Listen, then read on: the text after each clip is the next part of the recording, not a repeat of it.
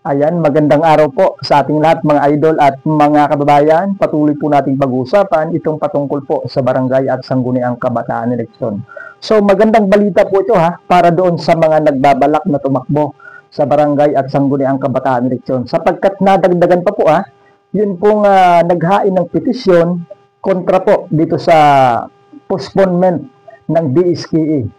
So noong August 15 po mga idol at mga bayan, kasabay po ng paghain ng petisyon ni Attorney Romulo Macalintal, siguro mga 2 hours, 2 hours yung nakalilipas, ay meron na naman pumunta sa Supreme Court para po mag-file ng petition for certiorari and prohibition against dito po sa postponement ng DSKE 2025. So, ito po ay teacher po senior high school teacher na taga Las Piñas, si Barry Tayam ng Las Piñas. So, ito po, panoorin po natin yung kanyang mga naging pahayag. So, ito po, panoorin po natin. Good morning. Kapag yung salamin. So, hanggat hindi pa medyo busy at hindi pa ako haggard. Live ako para sa discuss yung mga nangyari nitong mga nakaraang araw, mga nakaraang linggo. So unang-una, yung nag-file tayo ng petition doon sa postponement ng barangay and sangguniang kabataan election na dapat magaganap sana by December 1st, 2025. So nung August 15, nag-file tayo Friday noon sa Supreme Court. Nauna lang din sa akin ng 1-2 oras si Attorney Macalintal. Well, siya naman talaga dapat ang natin dito, magiging pinakapaksa. Pero ang difference lang siguro na naging argument ko ay yung about sa edad naman ng mga possible o yung mga aspiring na candidate for SK na mangyari sana ngayong 2025. So, almost the same yung argument namin ni Attorney Macalintal. O nga pala, nalaman ko pares pala din kaming Las Piñero. And, ayun, it's a good thing, no? Na maraming mga Las Piñero na talagang, I could say, kumikilos, hindi lamang para sa panalungsod, kundi para sa kapakanan ng nakararami. So, going back dun sa ating argument, may naging argument tayo doon na syempre yung pag-postpone ng barangay election ay unconstitutional naman talaga kasi it would violate our rights to suffrage o yung right to vote. Napag-desisyon na yan ng ating Korte Suprema dati pa lang din, kaya meron tayong tinatawag na landmark case noong Macalintal versus Comelec na napag-desisyon na noong taong 2023. Then, kasama din sa argument natin yung one subject, one rule.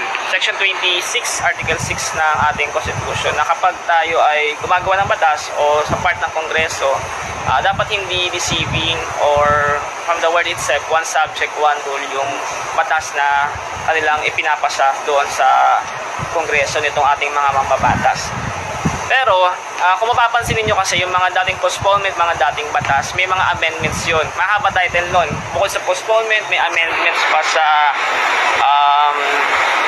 local government code o sa mga previous existing law na previous mga RA. Dito kasi wala eh.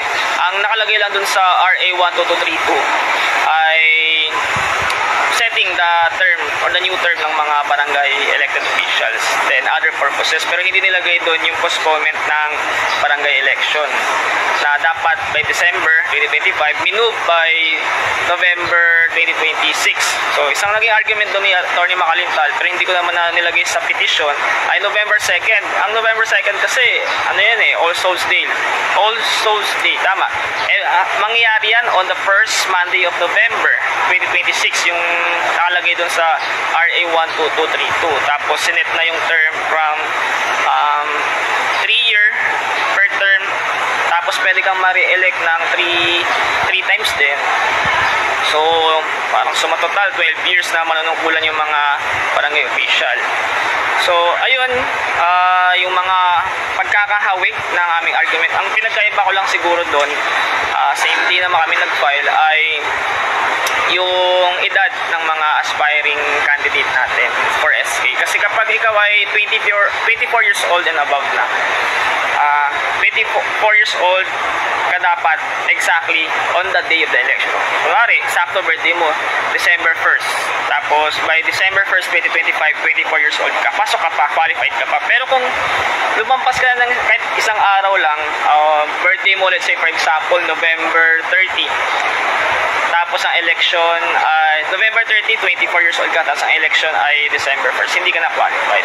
So yun yung nababiolate din sa part ng due process na ginawan ko din ng argument on that part.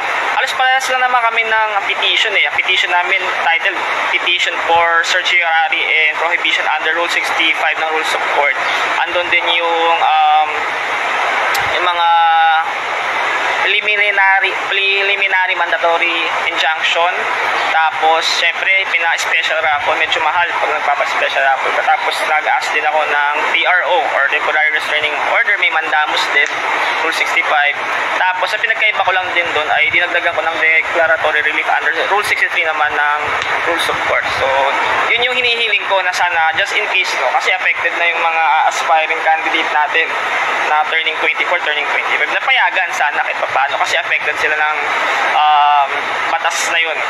Lalampas sila sa edad kung sakaling hindi man sumakto dun sa December 1st, 2025. Yun naman ang hinihiling natin na special raffle para mapabilis, and during na hindi pa siya nag-hear ay mag-issue ng temporary restraining order, and syempre ma-declare na unconstitutional kasi it violates a lot, no?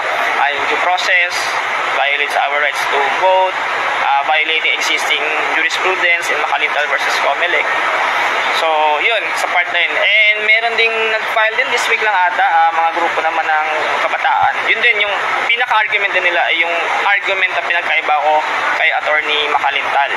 Na sana, yun nga, yung mga 24 years old kasi lalampas na sila. Pag lumampas na sila doon, hindi na sila magiging qualified for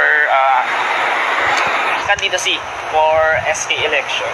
So, may mga news article naman na yun yung sinabi nilagay natin doon during the interview.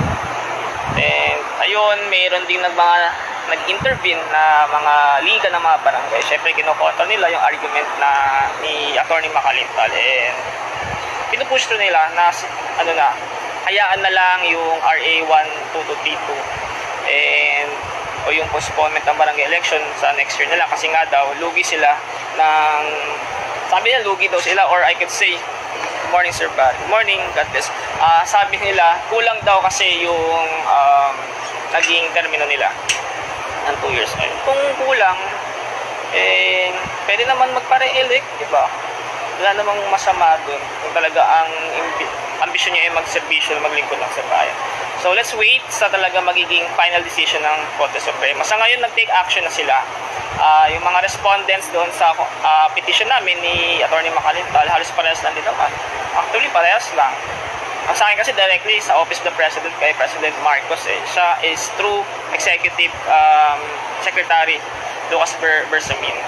So mga respondent din kasama sa Senate, House of Representatives, syempre andun din yung Comelec. So pinapag-respond na sila ng Supreme Court, I think hanggang ngayon yun, 10 days So let's wait pag nakapag-respond na kung mag-i-issue ng PRO o hindi, or kung magkakaroon pa ng another oral argument, and then kung ano yung magiging decision ng Korte Suprema. Hopefully, no, maayos ang lahat. Bayan natin sa Korte Suprema lahat.